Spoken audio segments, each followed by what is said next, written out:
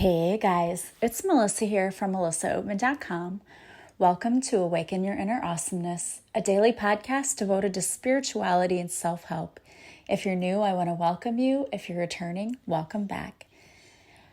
Well guys, welcome back after the New Year's holidays. Again, I hope you had an awesome holiday. So today I wanted to talk to you about trusting your team.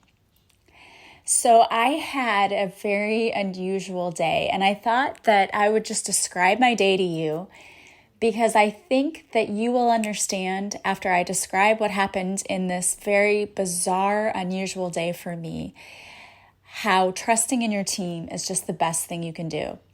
It is honestly, the day that I had is beyond belief. I'm like you. I'm one of those people that I said 2020 is going to be my year. It's going to be awesome. It's going to be great. And I'm like, I am not accepting anything less than that. I did the whole I did the burning of all of the things I don't want to see in 2019. And I brought in the new intentions and I did all of that. And I even joined a new manifesting thing to learn some new things to take to you guys. And I thought this is going to be such a great year. And then today, the second day for me of the year, I thought, oh my gosh, test is all it was all day. And it took me a minute to realize I was being tested all day. But when I finally realized that that's what was going on, things got so much easier. So I just thought I would tell you what started happening with my day and then how I was able to quickly turn that around, because I preach to you guys all the time that you can totally set your intention for the day. You can set your tone. You can set what happens. But I have to practice what I preach too. And this was a huge lesson for me that what I'm telling you to do is not just me telling you to do it. It works. And after this day happened, I'm like, okay, I got to get my phone out. I've got to record a podcast as people need to hear this. So honestly, the best thing I could do is just start telling you about my day and then telling you what happened, because it is like if a day could speak a gazillion words, today did to me especially. So it started off fine, right? I still had a day off. I was so happy about that. So I slept in a little and then I got up. And I had a hair appointment at 12:30. I was really kind of excited about it because my hair was getting on my nerves. I needed it dyed and stuff. And you've heard me talking about how I've had issues with my ex, and we are dealing with things that, he's done to my kids, and it's a legal thing now. Well, we've been dealing with this for a couple of months, and anyone who doesn't live in the state of Illinois would not know, but it's a pain in the butt to try to just get anything done with the state, with DCFS, with all of that. And I had to go through Missouri too. And so finally I called yesterday in Missouri. They're like, what? They still haven't done anything? Okay, we're on it. Well, when they said we're on it, they meant it. Like, this lady called me today, and it was something we were doing for him. He lives in Missouri and it was Illinois, and they're like, we're coming to your house. We're coming to look at your house. Like, what? What do you mean you're coming to look at my house? This isn't where anything happened. Or no, we have to see your house. And I said, well, I have an appointment at 12:30. I don't care. I have to come. Don't you care about your kids? And this person made me feel like the worst parent. I'm like, what do you mean, don't I care about my kids? I've been calling for months, and you decided to call me today, and you said you need to come out in 20 minutes, and I have to be at my hair appointment. And, it's not that I don't care about my kids, but they're not in imminent danger. And you just decided you hadn't done your job, and someone called you and said you had to do your job, and you realized you had to do it immediately. So then you're taking it out on me and saying I have to come out. So I was beyond frustrated. And I said to her, listen, that's fine, but I have to go. I have somewhere I have to be, and it took me a month to get this appointment. And trust me, it's not that I don't care for my kids, but you have to understand, I've been calling for 2 to 3 months, and they just called and said, we're coming now. I was so frustrated. I'm like, you're kidding me. We've been off all week. We could have done this. We could have had this taken care of. No, you're calling me and telling me I'm doing this now. And why are you coming to my house? It made no sense. But I said, okay, fine, fine. And then I just said under my breath, I was like, angels, please take care of this because I have somewhere I have to be. I can't reschedule this. It's going to take me another month if I had to reschedule. So she comes and it ended up being very quick. And okay, I just needed to see that basically you had a house and you had food or whatever. So she came and talked to them and left, and it ended up being fine. So, it could have been way worse. It wasn't. But then I'm in the middle of getting my hair done and I have dye on my head and I get a phone call and she says, okay, your kids are going to have to go to the CAC to talk to them and they need to go Monday at 9 a.m. Well, guys, hello, I'm a teacher at a new school, first-year teacher there, and Monday is the start of a new semester. And it's after a holiday. And anyone who's out there who's a teacher knows you cannot take a day that's after a holiday without a doctor's excuse. Or, it's just not a great thing. And I didn't want my kids to miss. I'm like, what? What are you? No. No, they cannot miss the first day of school, the new semester. I mean, this woman was insane. I mean, I'm sorry. I understand that people who work for, the state, whatever, her reasoning when I finally talked to someone was that she thought that the kids would still have off school. They've been off school for 2 weeks. They don't get 3 or whatever. But, she's like, well, and I called her and I said, we can't do that day because I can't take off work. I'm a first-year teacher. I can't get sub-plans ready for a first semester. We haven't learned anything new yet. I really, this is not good for me. I can't. Well, you can take an hour and you can go right back. It's like, no, she was not understanding anything and still treating me like I'm putting my children in danger when there's no danger. They're not going to his house anymore. There's no immediate danger. And I was so frustrated. So again, I just said, okay, angels, take care of this. And I said, okay, I can start getting frustrated. And I was starting to get frustrated. And I said, no, I'm not going to do that because, okay, I'm losing my peace. That's 2020. It's going to be the year of me. It's going to be great, right? I'm starting that whole thing of, no, it's going to be the best decade ever. So I said, okay, no, angels, please help me. Please take care of this. And so then the idea, and I don't think it was my own because I was getting so frustrated, I couldn't think straight, was call the CAC center directly. So go over this lady's head because she was not hearing anything. She wasn't listening to anything and she was not nice. So I went straight to that place and I said, look, here's the deal. She made it for Monday and she said there was nothing until then it would be months, which was a lie, a flat out lie. The lady said, oh no, it'll still have to be in the day. I said, that's fine, but it can't be the first day. I need to be able to go back to school and get a sub and I need to be able to, I can't take the day after a holiday. And I was explaining, a lot of districts have this rule where you can't take the day after a holiday. And she said, no, I understand. She said, that's fine. We can make it for later in the week. And I said, and honestly, it would be better if it were in the afternoon because if I have to take a morning, I don't know how long it's going to take. I don't know how long to get a sub. But if I know it's at 1 o'clock, I can just take 2 hours off early and I can get a sub for that time. And I can take my kids out and it's not as bad. She said, nope, I totally understand. Let's do that. So easily she changed it.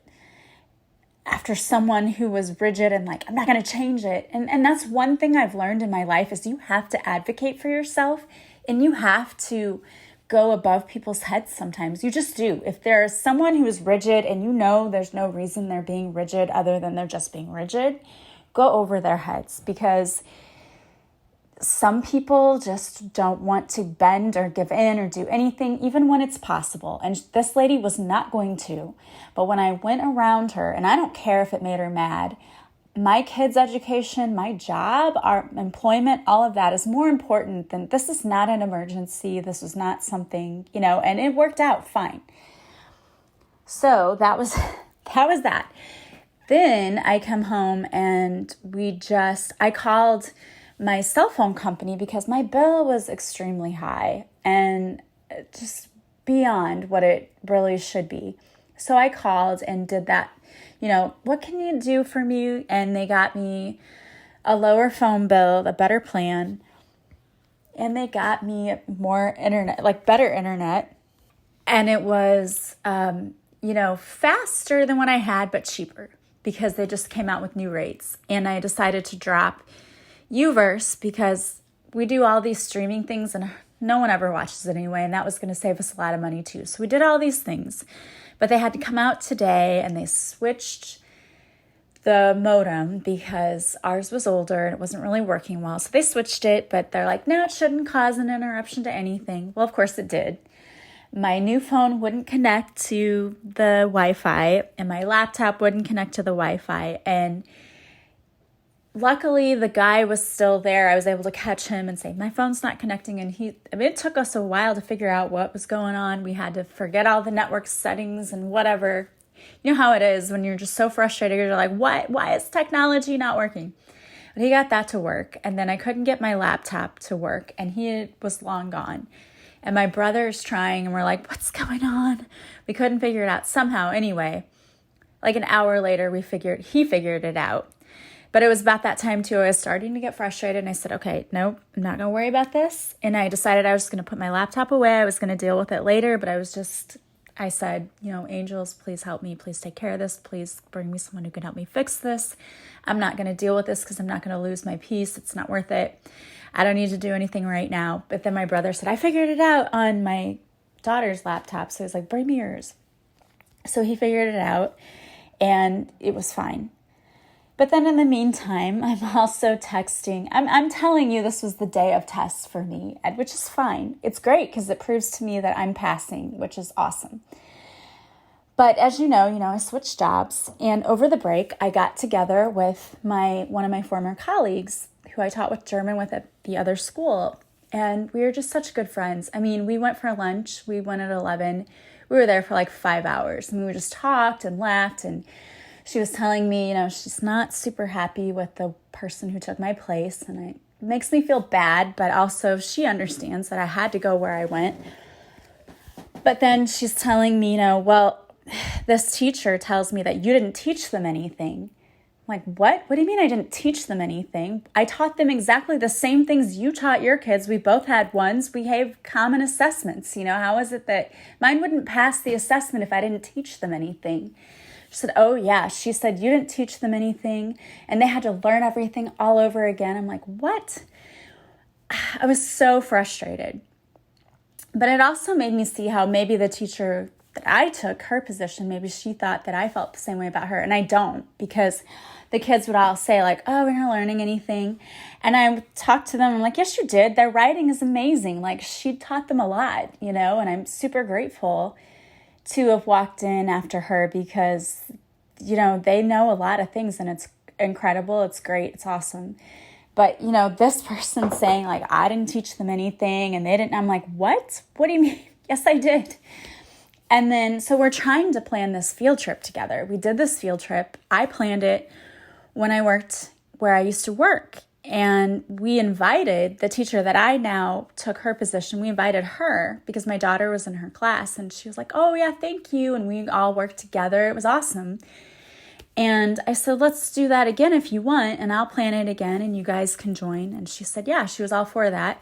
So we talked about that while, we were having lunch. And she said, well, I need to talk to this other teacher first. So then she texted me today and she said, well, this other teacher doesn't want to do it because she said that her kids won't want to go. And if they do, they would want to do it separately because they're so mad at you. They won't want to see you because they will probably say rude things to you because they don't like you. And I was like, what? Wait, what? There's no way. I mean, there might be a few kids who wouldn't have liked me because I'm not going to tolerate bad behavior. But when I left last year, students wrote on my whiteboard, like, we can't wait to have you again next year. And we love you, Frau Oatman, and you're such a great teacher. I had a couple of whiteboards that students wrote that on. And I had a good rapport with my kids. And that's one of the first things the principal now says, you have a really good rapport with your kids. And I'm like, what do you mean they hate me or they don't like me? So then I'm like, what is this new teacher saying about me? And she's making my kids hate me? What? Like, that's not okay. That's very unprofessional. And why would you say that to someone? So guess what, guys? Trigger, right? And I was super mad at first. I'm like, what? But then I thought about it. I'm like, that cannot even be true, because I had parents who contacted me even after the school year started and said that their kids missed me and that they were sad that I wasn't there. So I'm like, okay, well, that can't be true, first of all. And then I started thinking, I'm like, you know what? She's probably afraid if she goes there, they're going to see me and, you know, she'll feel bad because they'll be like, what? Come back. Because, I mean, from what this other teacher said, I mean, this, again, is all gossipy stuff, which I don't mean to do. But, you know, it was like a personal attack on me as a teacher. And I'm like, that's not cool. But then I thought about it. I was like, wait a minute. That can't even be true. That can't be true, that my kids hate me. And especially because when she was talking to me, she also said that the 2s that I had last year that now she has as 3s, they all say, oh, we miss her. Oh, we really want to see her. I hope how is she? And they ask her questions. I'm like, okay. So there's no way that a group of kids would be like, we hate her, or we're so mad at her, or, you know, I'm like, that doesn't even make sense. But I'm like, how unprofessional that she would go around saying that. And it was a little disheartening to me, honestly, because I put 13 years of my life into that school and a legacy into that program. And I love those kids, love them. I didn't even want to leave when I did, but it was because of my kids and the opportunity that I had to. And then I'm thinking there's somebody walking around bad-mouthing me to my students. That's not cool. But then I said, okay, you know what?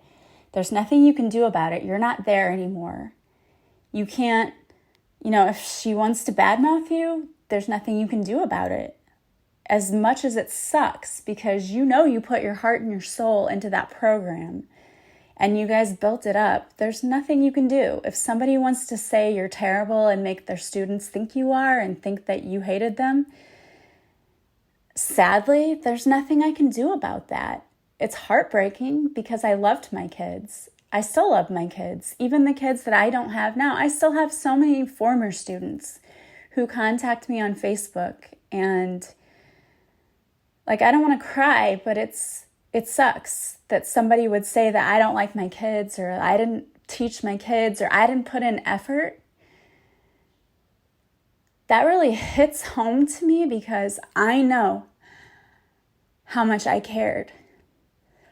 That I would get up every day and drive 50 minutes. I would get up at 5 and be gone before my kids even got out of bed. There's so much I missed with my kids because I was with my other kids. You know what I mean? That's how I felt. And for someone to say that I didn't care or that I sucked as a teacher, like, that's like someone punching me in the heart. And yet there's nothing I can do about it because I'm not there to defend myself. And I mean, there's nothing I can do. And I feel terrible because I know that this teacher, also my friend, my colleague, who I used to joke she was my work wife because we were so in sync and we got along so well. She's not happy either because this person's not nice to her all the time either. And that hurts too, because I don't want my friends to suffer because I'm not there.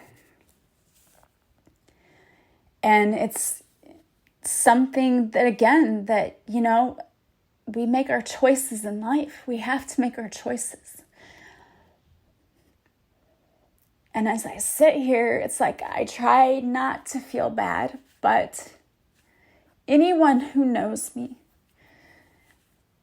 knows how deeply I care about my kiddos. And even the ones who've given me problems over the years, even the ones, I've had kids who were like stinkers for me. You know, they just were the defiant kids or whatever, and they would come back and be like, you were my favorite teacher. And there were kids I really thought didn't like my class because I didn't allow them to do anything to disrupt my class. And they would come back and say, we loved your class. So it's silly, I know, but that got to me. And I just had to say, I said, okay, angels, help me. What's this about? And it was a trigger, I think, really, for me to really, I should never question my self-worth or how I was as a teacher because I know how I was. But it did hurt a little bit and made me want to cry because of the thought of any of my kids thinking that I didn't care about them or having someone tell them that I didn't and thinking that they might actually believe that. But I would hope that my kids would know that that is not the case because I always tried to instill in them that I cared. Because one thing that I've always learned as a teacher is kids don't care how much you know until they know how much you care. And it's so true. Until you make a connection with that kid, they don't care. And I have not just seen it in my students, I've seen it with my own kids. They have had teachers who could have cared less that they were in their class. They were just a number to that kid, just a name. Those teachers never, ever got to know my kids. And I knew it from day one because my kids hated those classes and could care less about those teachers. And they would not try as hard because they did not think that their teacher cared. And the teachers who did, the teachers who made connections with my kids, I knew immediately because my kids would come home talking about those teachers. You knew their names, and I knew it based on the grades in my kids' classes and the effort that they would put forth. You can always tell. You absolutely can always tell. All you have to do is look at a teacher's grades and look at their rapport with their kids. If they have a rapport with 5 kids and no one else, that tells you something. That tells you something. You should have a rapport with almost every kid. And there will be some kids who don't want that with you. And you can try, and if they don't want it, there's not a lot you can do. But if you try to make an effort with every kid, it shows. And it'll show in your class. And today was seriously a day for me where I just had to say, you know what? I give everything over to the universe because all these things are happening and it's in random succession, but it's not random. It's happening for a reason. And it did. It was happening for a reason because I said 2020 is going to be my best year. And the universe said, oh, really? We'll prove it to us. We're going to put you through these tests. So if you're being tested early, that early and often, that's a good sign. That's a sign that the universe is saying, oh, you want it to be your best year? Well, let's see if it's going to be. Because when you can pass those tests, when those things no longer bother you, or at least when you recognize that it bothers you and you ask for help and you get through it, that is when you're going to have your best year. And I was tested today thoroughly. And I'd like to believe that I passed. I could probably get a little faster at passing, but seriously, in every case, I recognized that this is a test. I'm being tested, and I need more patience. I need to have help, and I can't do this by myself. And everything really just started working out. And I truly believe that it would happen for a reason. And it ended up being a really, really awesome day because I was able to go and have dinner with my family and spend time with my kids. And we laughed and reminisced about Europe and all the fun we had this summer and talked about our plans for next summer. So it was a good day. But I wanted to talk about my day because I feel like I'm not the only one. I'm sure there are many of you out there who are probably being tested and you're thinking, 2020 was supposed to be my year. What's happening? Because that's how I was feeling. I'm like, what the heck? It's like day 2 in 2020. But then I realized, I'm like, you know what? It is going to be. The universe is saying, okay, can you handle it? Can you handle it? Because we're going to bring it. Can you handle it? And so I know this was my test for that. And I even said to myself, I'm like, wow, because, part of the thing that I love where I worked last year, but I have to say there was a lot of drama in my department. And that is the one thing I don't have this year is I don't have drama. I really don't. I mean, it's just me. I do have a department, but we only get together once a week and I'm kind of off on my own. And so I don't have drama. And I can go in every day and be like, today's going to be awesome because there's no drama, because the only drama would be with my students and I don't allow that, I just don't. If my students start kind of acting like, hey, we're going to bring drama, I focus that back. I'm like, no, this is not the environment we're going to have. We're going to get along. We're all going to be awesome. This is going to be an hour we love. And, on my last observation, one of my students, the principal was in the classroom and he said, wow, the hour is gone already. It just doesn't seem like it. It went by so fast. We were having fun. And that's what I want. Like, that is the environment I want, that kids don't bring the drama. They just come there and they're like, you know what? This was a good class. It was fun. It went by. I don't want to go to my next class. That's how I want them to feel. I want them to feel like they want to stay because they're having a good class. So, if you felt like you've been tested right away for New Year's, it's all part of the plan. Don't worry about it. If it keeps happening, know you're being tested. And what the universe is asking you to do is to recognize where you may still need to learn, to surrender, and to say, okay, show me what this is about. Help me through this. And honestly, all day today, I said, help me, angels, help me. I really did. I really, really did. And everything turned out fine. But I had to ask for the help because I would have gone down that negative spiral had I not. But I had the sense enough about me to realize, hey, you're being tested over and over and over and over and over and over and over again today. Like, is Mercury in retrograde again? No. Oh, okay. But I was being tested. And I truly believe it's for a reason because I'm asking for the universe to trust me with a lot. And if I'm going to ask for that kind of power, I need to be tested. I need to make sure I can handle it. If I want to help all these people, I have to know how to help myself. And that's, I think, one of the big tests for me today. And I hope I passed. But it did make me think of all my kiddos today, the former ones that I've had. And I remember them very fondly. And I am forever grateful for the time that I had with those kiddos. And I hope that I impacted them positively and not negatively. And I send everyone I've ever taught positive vibes and love. And I hope they're all doing well. And I hope that you're all doing well. I always send you guys positive vibes and love every day. I do that when I go to bed at night, when I wake up in the morning. I hope that you can feel it because I do.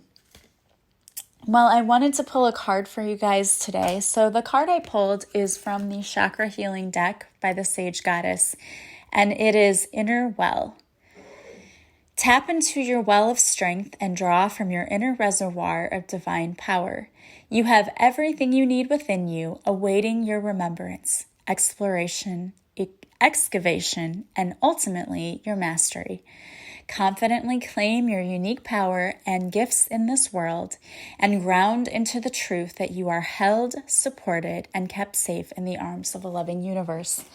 I love that. I think that goes very well with what I said today. We really need to remember who we are. Not only are we created from the divine, because we were created from the divine, we are one with the divine. So we have divine love and energy radiating through us, which makes us extremely powerful. And I saw something on Facebook just today, and it said something like, if only people could be kind. And it's so true. I think about all of the people that I dealt with today who were not kind. There was the woman who worked for the state. And the teacher who took my place was not extremely kind. But there were other people who made up for it. You know, the tech that came out to do our services he was actually somewhere else down the street trying to work on wires when I ran out because I wasn't home when he worked on our our modem, and when I got home, my phone wouldn't connect, and I raced down there. I'm like, oh, were you the guy? I'm so sorry, but my phone won't connect. He's like, oh, no. And he came back, and he took his time, and he was so nice and called later to check on us. There are kind people out there. There really are. And there are a lot of people who are not kind. That's just the truth. They're just not kind. Those people who constantly want to pull you into their drama, those are not kind people. Because people who are healthy and healed, they're not going to feel the need to make you feel bad about yourself. And we can't fix people, but we can pray for them. And we can send out kindness in their names. And in a small way, the more we do that's kind and the more kindness we send out, it comes back to us, and it also helps heal the planet. So there are more of us than there are of them. I will say that. I believe there are more people who are kind than people who are not. And it's our job here to show people the light and to show them, look, we're still here. Love is still here. Light is still here. I truly believe that with all of my heart. And I hope that you guys are experiencing more light and love than you are anything else. But remember that we will be tested. Don't let anyone diminish your light, because you are lovely and beautiful just as you are. Don't let anyone tell you otherwise. Well, guys, I love you, and I want to thank you for being a part of my tribe. As always, if you like this podcast, please share it with others. Please subscribe. Please leave reviews. All of that helps other people to find me. It helps me with my mission, and I just so appreciate you for it. And if you'd like to work with me for the entire month of January, I have all of my coaching sessions for 30% off, because January is the time where we all want to change, we want to evolve, we want to become better versions of ourselves. Why not start with a coaching session? It's the perfect time. If you'd like to book me for a reading or for a Reiki session or even a past life regression, I'm available for all of those things. Just go to my website to see what I offer. There's a description of it as well as pricing. And then you can contact me when you're ready to book. Don't forget to follow me on social media. I go live Mondays at 5:30 Central on Facebook Live. I also post videos on Instagram. I do little mini readings in that. I will do lives on Instagram. I have not done it yet. I am going to start doing it. I'm just not familiar with it, so I've got to get my feet wet first. I want to thank you all for following me. Be looking out for my new book, Beautifully Broken. It will be coming out, available on Amazon soon. I'm super excited about that. I will have more information on that later as it comes. You can still order my Oracle deck, Divine Whispers, from my website. If you go there to the Divine Whispers tab, simply click on the PayPal link. Once you purchase, you'll put in your address. I will ship the cards directly to you. It should only take 2 to 3 days to get, because I'm shipping them directly to you. All right, guys, I love you so much. Thank you. I hope you have a beautiful day, and I will talk to you all soon. Bye-bye.